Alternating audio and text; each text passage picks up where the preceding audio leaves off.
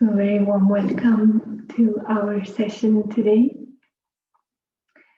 Our topic is being a child and being a master.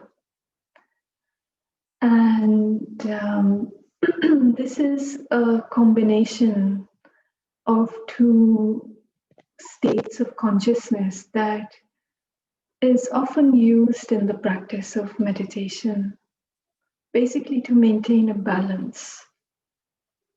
And it's very much connected with the whole subject of humility and of ego.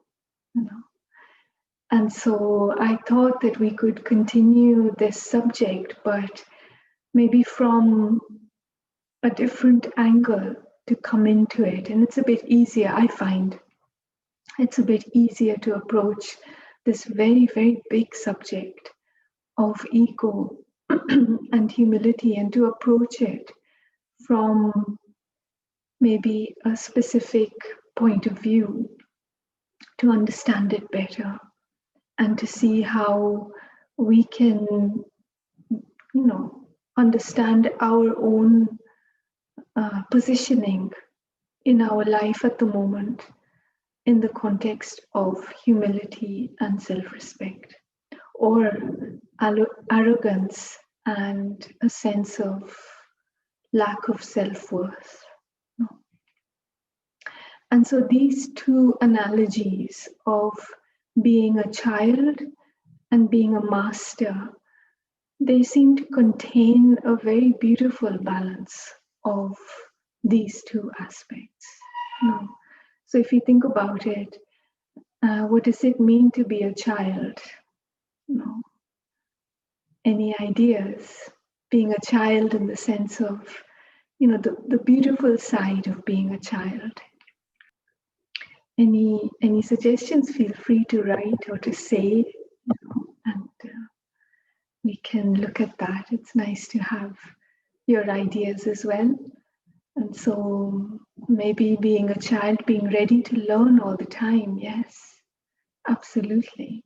And doing that spontaneously. So the child may not think, oh, now I'm learning this, now I'm learning that. No, it's just that natural curiosity. And yes, being amazed by everything, noticing things and being in that, in the awe sometimes. Sometimes. Very beautiful. Yeah. That sense of wonder.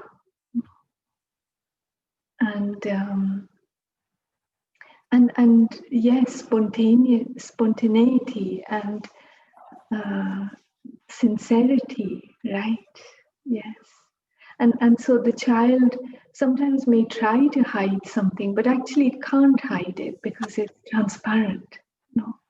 And so being a child is to be sincere, to be open, really. And somehow that innocence makes everything visible. And so then there's also the lightness, isn't it? Because the child maybe hasn't accumulated the weight of experience. And what I've noticed in children is very often, they may be fully engaged in something, but then actually when it's time to go, when they've decided that it's time to go, they'll say goodbye and just go. And leave. And so in a sense, there's that love and detachment as well, the ability to detach. And so of course, when a child gets attached to something, then it's of course very difficult.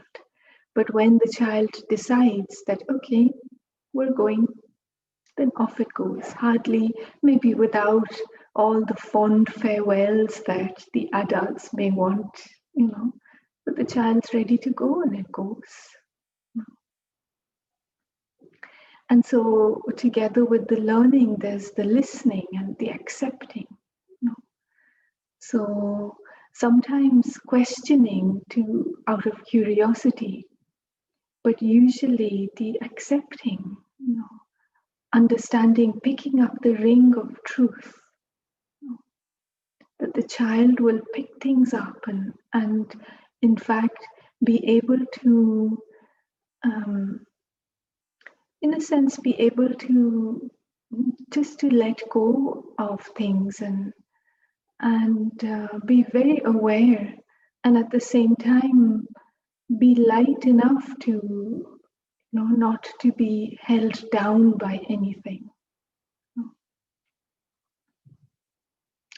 And then what about a master? So a master in the sense of someone who has mastered something.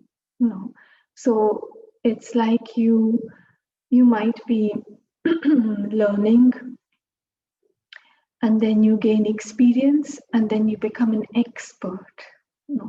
So the master in that sense, the master in the sense of the expert or the authority. So this again in a very balanced sense. So we look at the imbalance as well, but right now we want to look at the balanced state of being a master.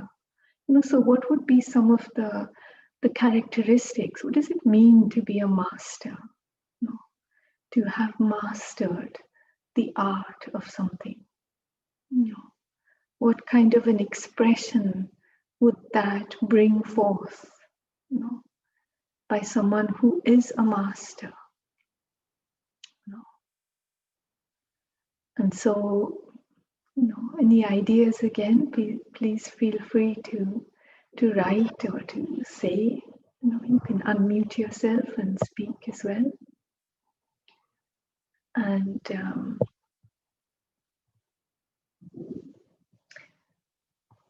yes, and so basically for me, a master means someone who is present.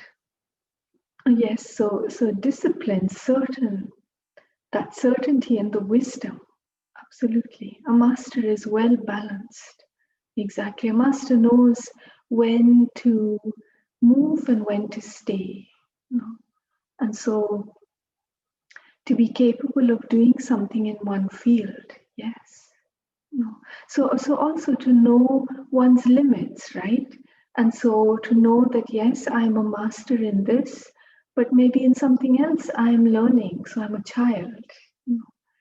And so there's that awareness of one's own capacities, one's own capabilities. And so there's something very solid and stable about being a master. So the master is aware of their qualities and their limitations. Exactly.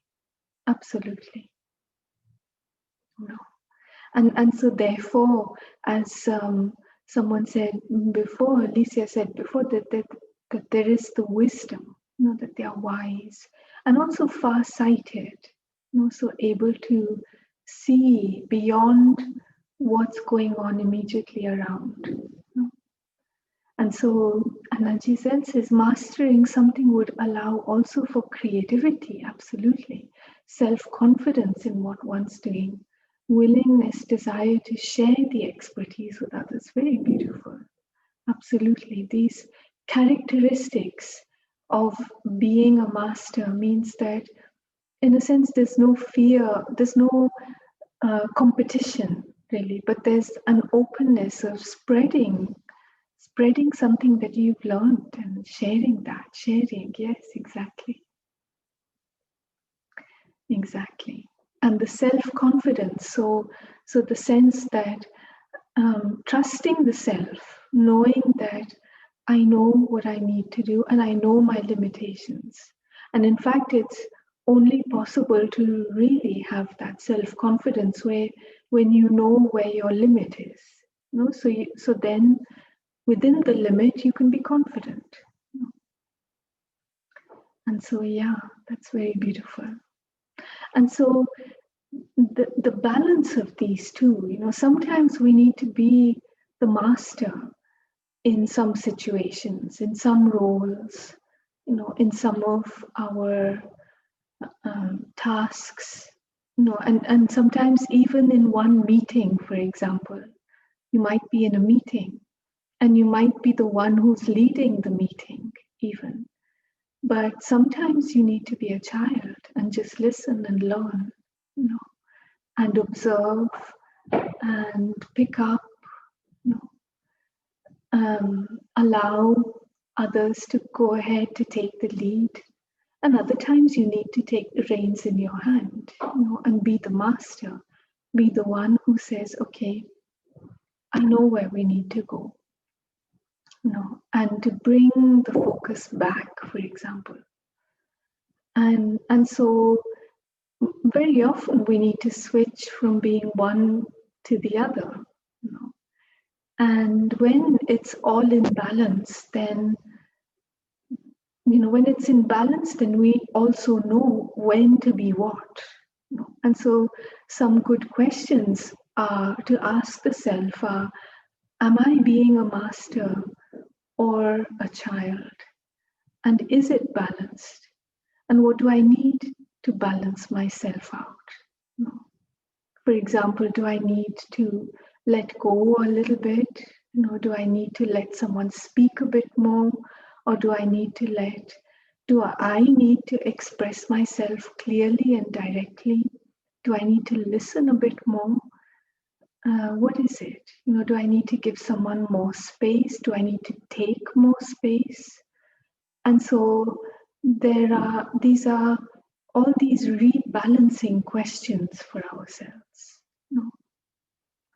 It's also interesting to think about what happens when one or the other goes out of balance. So what happens when being a child goes out of balance? What would be some of the characteristics of a child, of that state of consciousness of being a child when it's out of balance? So any ideas what happens to that state of consciousness when maybe we need to be a child, but we're not able to? Yes, so the lack of responsibility, which means to be careless, basically, I guess. Rather than carefree, we become careless. Not being able to express your limits or say no, right? Exactly. And so that's when the child is suppressed. So the child feels that they have to obey, they have to oblige, they have to make someone happy or content, they have to follow, and not able to say no, not able to ask for help even. And so that's very much falling out of the balanced child, not being able to express the self, maybe feeling shut down, feeling paralyzed or fearful, and then yes, feeling a victim, that you're helpless. So a child who, that state of consciousness of being a child but going out of balance is where I feel like I'm a victim, I can't do anything, and which is the inverse of arrogance. Really, it's the other side, basically, the sense of lack of self-worth, and therefore, yes, less confidence, absolutely, because maybe there's that sense of hopelessness that, well, anything I do isn't going to work anyway because I'm weak, I'm small, I'm little, I'm in a lower position, my voice doesn't count. So all of these thoughts that tend to be diminishing for the self, feeling small, feeling insignificant. And then what happens when being a master goes out of balance? So that's the inverse side, I guess. What is it that happens when, instead of being wise and balanced and strong and solid, the state of consciousness of being the expert, of having mastered, when that goes out of balance, what happens? What are the behaviors or the characteristics? And so, yes, arrogance, absolutely, that's the first thing that happens, is that there's the expression of arrogance. And how does that come out? It might come out in the sense of I know and you don't. And so the kind of arguments that come out of how dare you don't respect me, for my position and my education and my experience. You should, basically listen to me. You have to listen to me. So that kind of imposition, that is basically arrogance. And so a master out of balance would be a self-centered person. Absolutely. So bringing everything back to I, to me, arrogant, egoistic, closed. So not listening, yes. Incapable of listening to other voices. Yeah. And this is the thing, is that there's nothing worse than being asked your opinion and then the person just doesn't even listen. And so it's so clear that that it was just superficial. And so sometimes being a master out of balance is camouflaged or is covered up by some superficial behavior of trying to include but not really wanting to include. And so being angry at not being respected, yes, not respected. And so all of these behaviors of control, basically, wanting to control, which comes out often in the form also of bullying or of bossiness. So, and again, it can be subtle in the form of somehow getting people to do what you want them to do. Which could come out in the form of threats or temptations, offering people temptations, but basically, incentives that are just end up being, manipulations or blackmail at the worst. So unable to feel or understand the invisible communication, yes. Yes, so when basically I think arrogance, which is a form of ego, the very sort of, in a sense, gross form of ego, means that we become very thick-skinned in a negative sense, insensitive, that's right, insensitive to the subtle expressions, to the subtle messages that people may be giving. So maybe someone, for example, is talking a lot, wants to express themselves, but needs to be heard.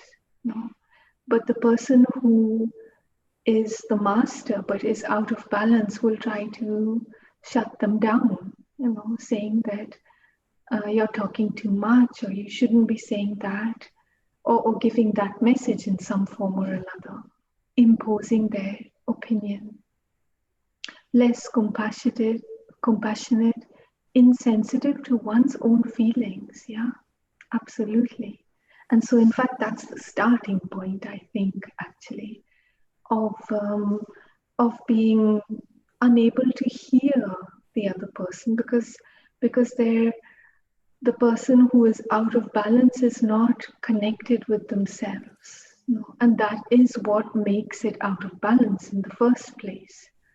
So I'm not able to see what's going on in myself. And so sometimes, being a master is a very beautiful state of consciousness, because there is that stability, there is that wisdom, and so there is that connection with the self. But as soon as I lose that connection, then it's like I don't know what's going on anymore, and I try to, it's like floundering for control and grasping for the power, basically, which is really the search is for the power within. But then when we lose the balance, then any power will do. even power over someone, feeling like, well, if I'm controlling you, I must be powerful. And so, of course, that is a big, big illusion. And so could it also come from the illusion or delusion of ego, grandiosity, whilst not even being a true master in anything? Absolutely.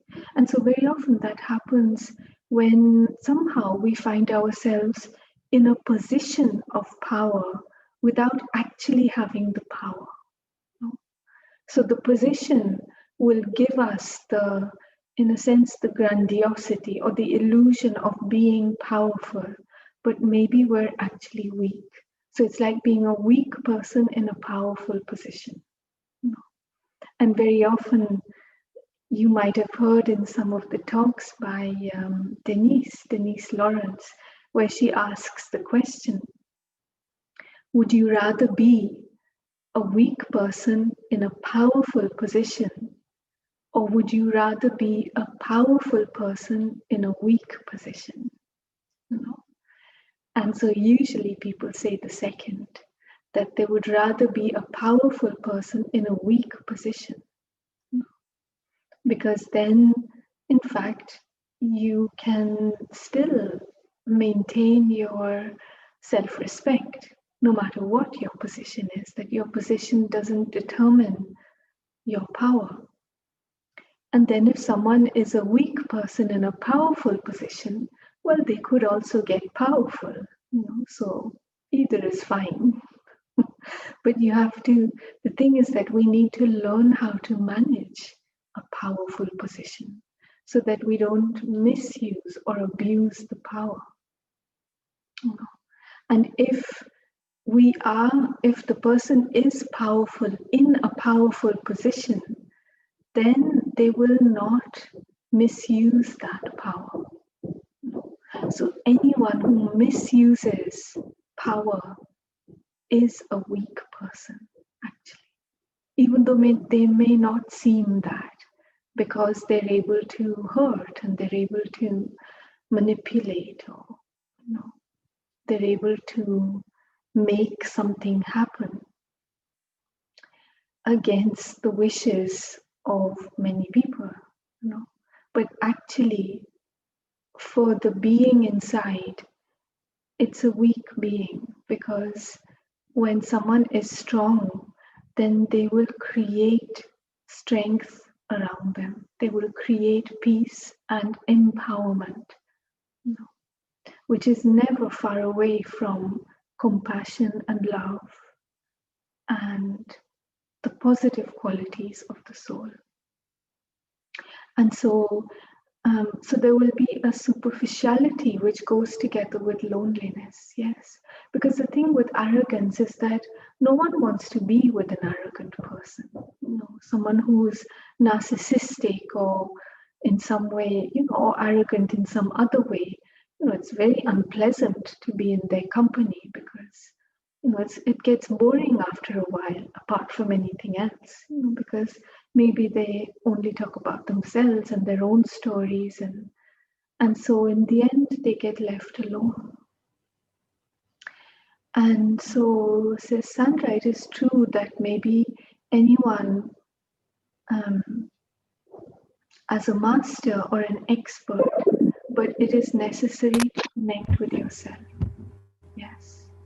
And so all of these things are very interesting, about what happens when we are in balance, and what happens when we go out of balance. Whether it's being a master or being a child, they both need to be balanced, either with each other or with something else.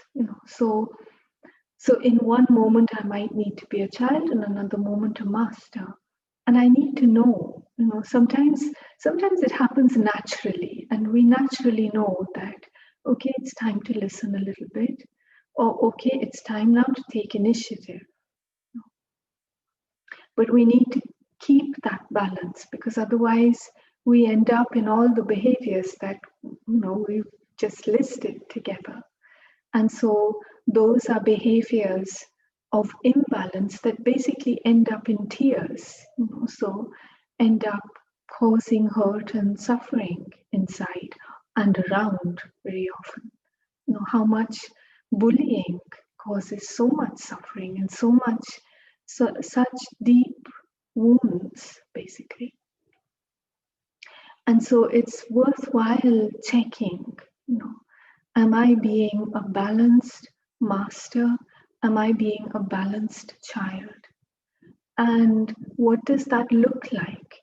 Does the practical behavior reflect that? And we need to be honest with ourselves to know what's actually going on. And if we find from our checking that it's out of balance, then comes the question, okay, so what do I need to balance myself out? In this particular situation, in this particular interaction or connection or task or meeting or whatever it is. And so then it might be that, okay, I need to give another chance, maybe. And I need to let go a little bit, or I need to listen a bit more. I need to tolerate a little bit more. Or I need to, put all the cards on the table and say, okay, this is the boundary, this is the limit. And so having that self-confidence and setting the boundaries, that is being a master. And sometimes we need to do all of this for ourselves. So there may be no one around, nothing going on, but we apply all of this to ourselves. And in fact, we need to practice on ourselves first, actually. And the thing is that we have many opportunities to practice, So it's practice makes perfect. And the thing is that often what happens, what I find, is that even though there may be many opportunities, but sometimes they just slip through our fingers, and maybe we don't take the time to check and see what happened there, what went on, what was going on in me, because that can be the learning moment, where maybe I made a mistake. But if I look back and see, okay, yeah, there I just kind of was really trying to control a situation where in fact it wasn't necessary, or it wasn't the right thing to do. Why was I trying to control it? Because I got attached to some outcome, because I really, really wanted something to happen that way. But in fact, it wasn't happening that way. The others didn't want it, but I was pushing just a bit too hard. Maybe I just needed to let go and know that the best will happen. So whether it's being a child or being a master, I need to find those tools inside that will help me to stay in that, to be stable in that position. So what thoughts, what is it that I know? What is it that I can remember that will help me to be stable in that position, whichever it is? And so that's what we need to generate for ourselves. And so one example is this, that I know that only the best will happen. And so that's the energy I'm putting into it, rather than feeling a victim that no one's listening to me, no one cares what I say, no one believes in my ideas, they don't consider me, they don't respect me.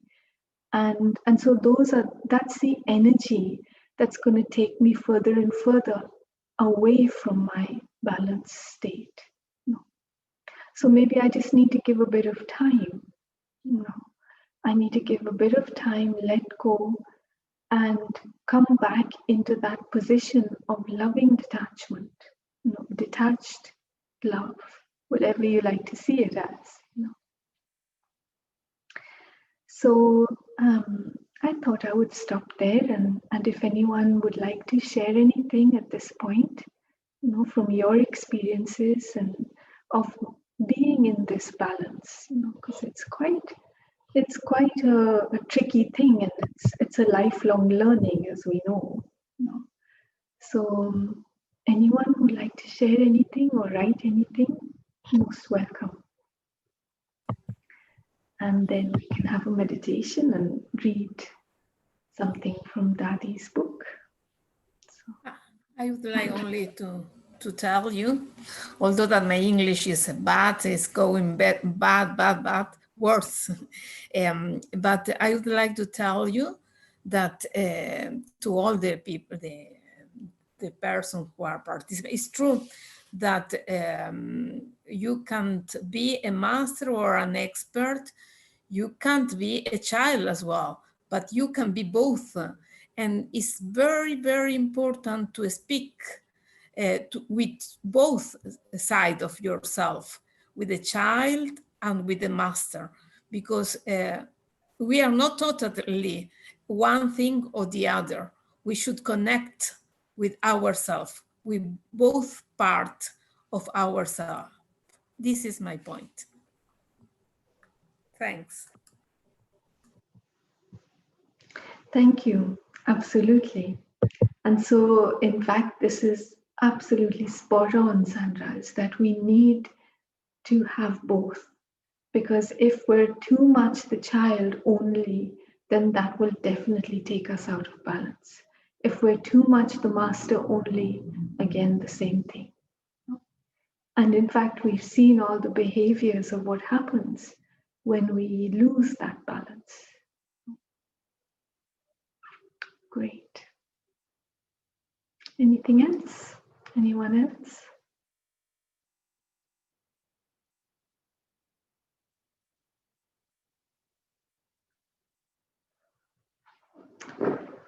Okay. So I have a piece from Dadi Janki that I wanted to read, and it's called Comparison with Others. No, but actually it has some very valuable advice connected with everything that we've been looking at. No. So comparing your progress in self-development with that of others will leave you vulnerable on 3 counts. You'll either feel inferior, superior, or impressed. So comparison with anyone of your self-progress will leave you vulnerable in 3 ways. You'll either feel inferior or superior or impressed. All of these 3 states are dangerous because they all disregard the underlying principle of our true connection with each other. Mutual love and regard based on independently generated self-esteem. So neither my self-esteem nor your self-esteem is in a sense based on how I am or how you are. No. So our true connection with each other, which is mutual love and regard based on independently generated self-esteem. To protect yourself from this vulnerability, make sure that your attention remains turned within towards the spiritual experience of pure pride. So Dadi is using this word pure pride, which is basically like a state of self-respect, where you honor yourself. Staying centered in your elevated self-respect will help you remain undisturbed by others around you. Keep asking yourself, who am I? How would my spiritual personality respond to this event or person? This will help to center you further and allow you to enjoy the successful efforts of others.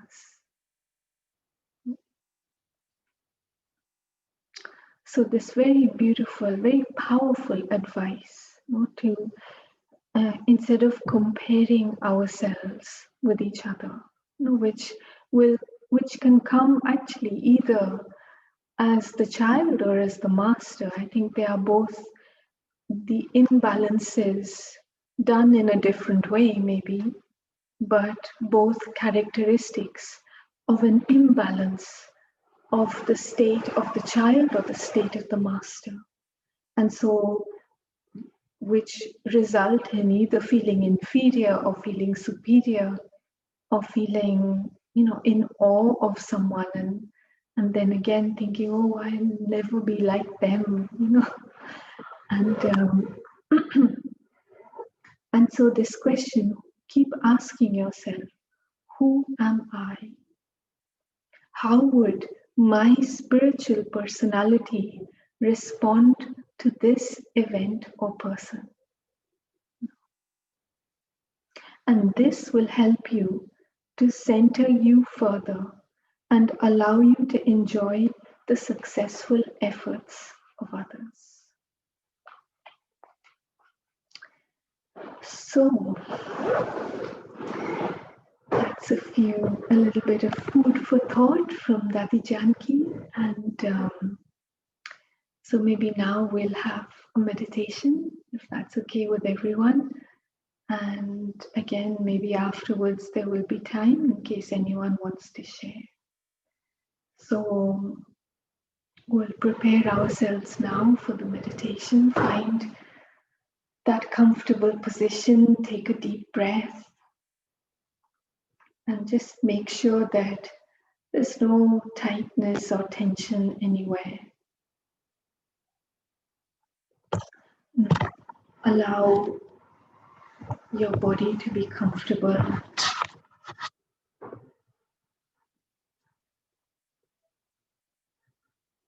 Feel the oxygen flowing through your whole body as you breathe in and breathe out.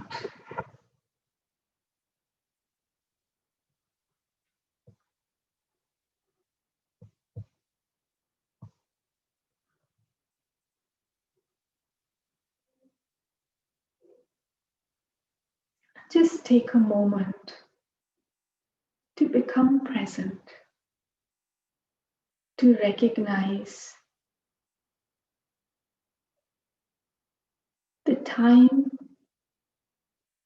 that you have given to yourself to be present here. Congratulate the self for having taken out that time. Because there are many resistances, a lot of opposition, energetically.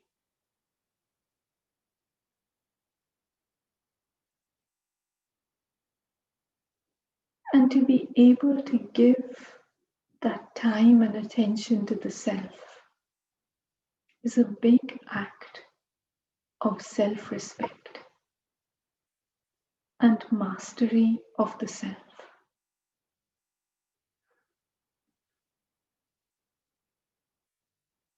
And so as I feel my body relaxing,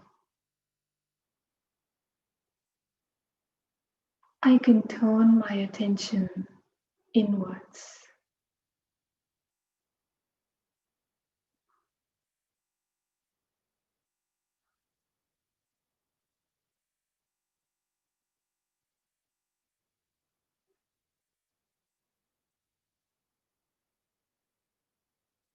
I visualize my inner space. What is it like? Is it a room? Or is it out in the open in nature? Is it a sense of being by myself, of being comfortable? What is it for me?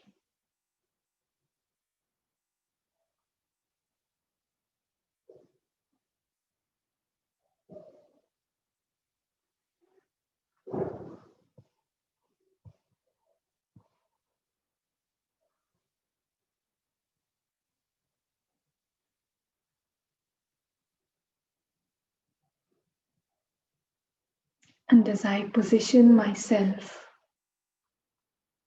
at the very center of this space, in the most comfortable position, I relax even more and I settle into the peaceful, natural state of my consciousness.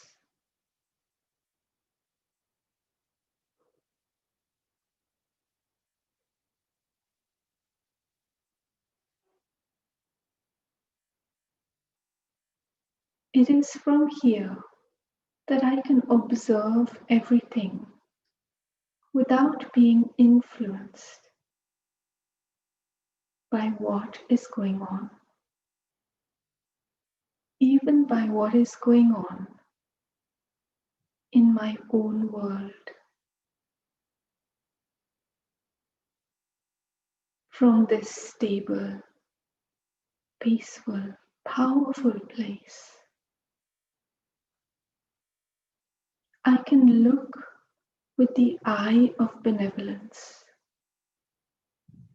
at the issues and the tasks and the people and all that is happening.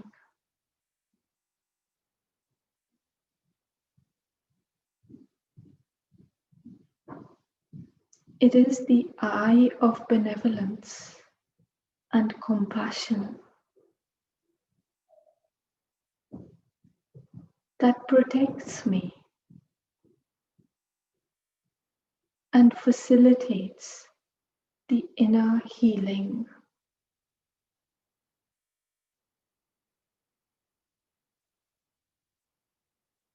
I see myself as a being of light, radiating the energy of love into every corner of my world.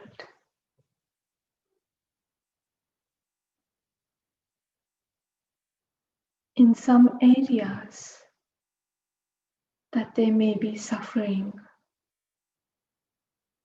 this energy of love becomes like a soothing balm that calms down the pain.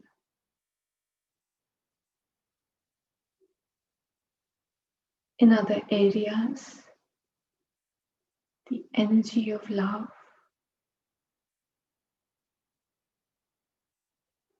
will bring it back to life, bring back hope and enthusiasm.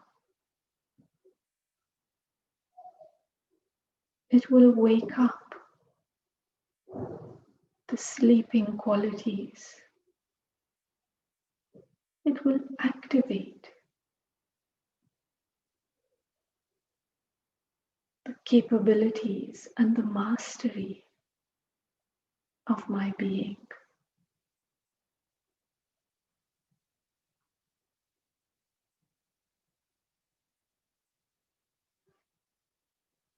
All I need to do in this moment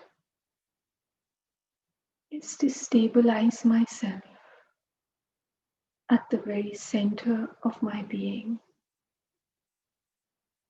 in the middle of the energy of peace.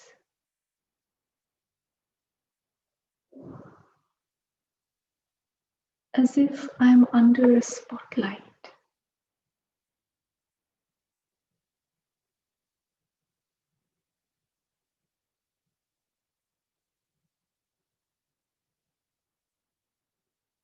And this beautiful golden light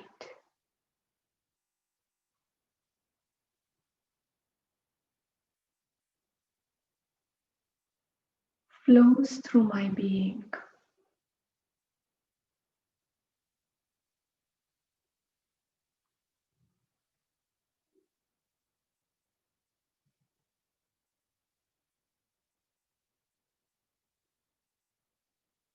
It is like a current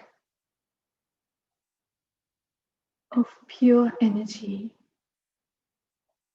from the Supreme Source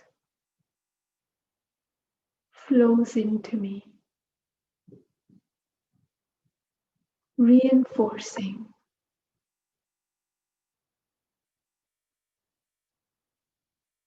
and regenerating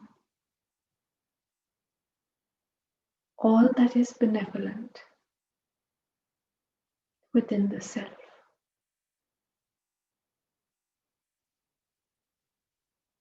I welcome this energy and I sense the gratitude for the being from the source, the ocean of love and bliss.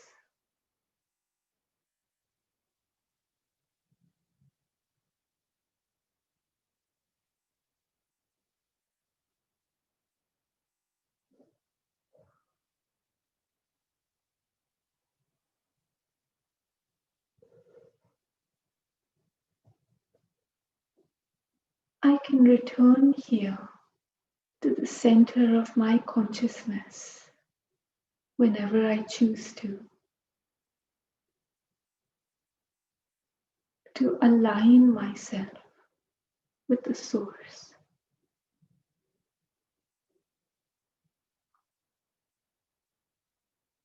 And now, from this inner sanctuary,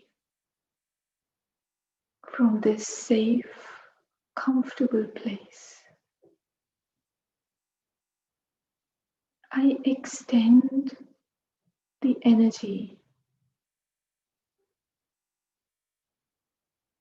into my interactions, my choices and tasks, to my engagements.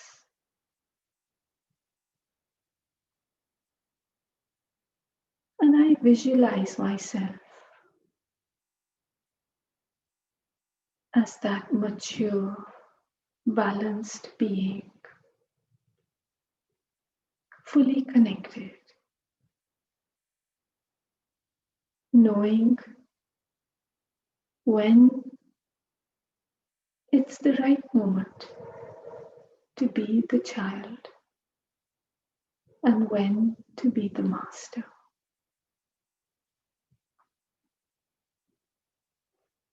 And so little by little, I allow my awareness and my attention to return to my physical body, to my physical surroundings, to the world around me.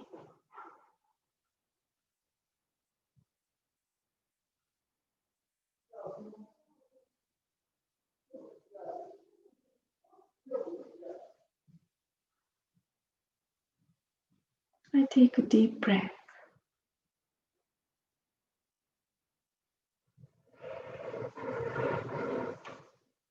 Thank you.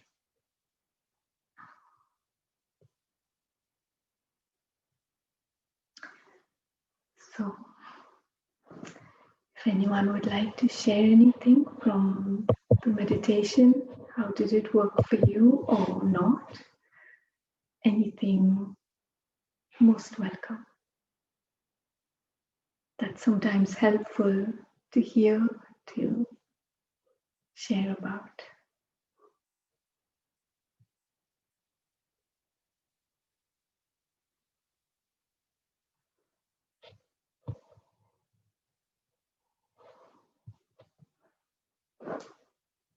So thank you very much, and hope you have a wonderful afternoon. And we'll meet again next time.